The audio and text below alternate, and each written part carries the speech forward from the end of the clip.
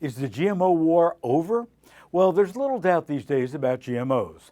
The American consumer has been heard, and brands have either decided to eliminate GMO ingredients from their foods or label those foods that contain GMOs.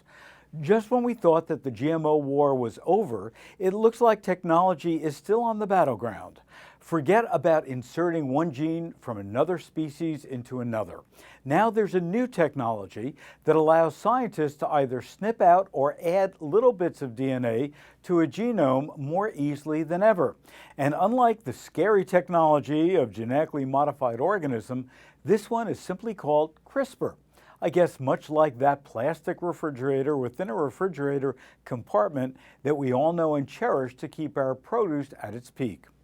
A Swedish plant biologist, Stefan Johnson, is the mastermind behind this technology who has actually, according to a report in The Atlantic, has convinced authorities in Sweden that his CRISPR crop, a strain called Brassica oleracea, that looks and tastes similar to broccoli, underwent a SNP, the deletion of a single gene to make it grow slower.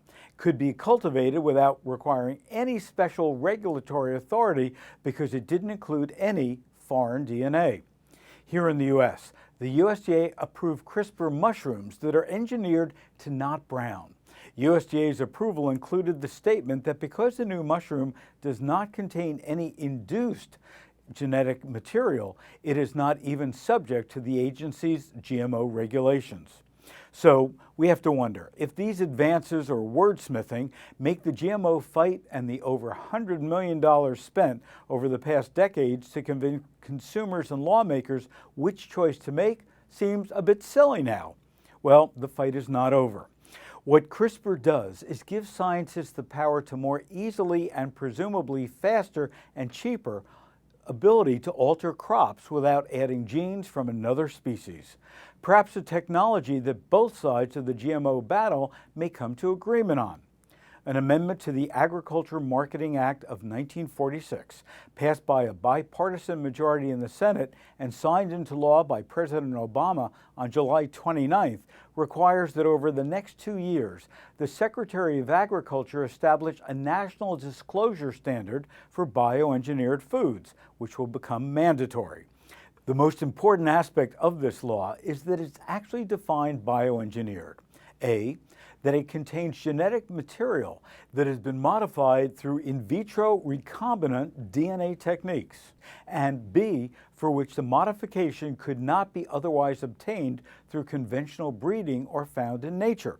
The top line is that this law actually expands the definition of what is currently considered GMO.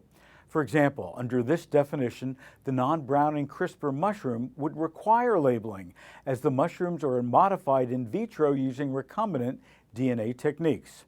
Stay tuned, as the term GMO might well disappear from out of our lexicon and be replaced by CRISPR. ConAgra Foods. With brands like these, we can't help but smile. ConAgra Foods. Food you love.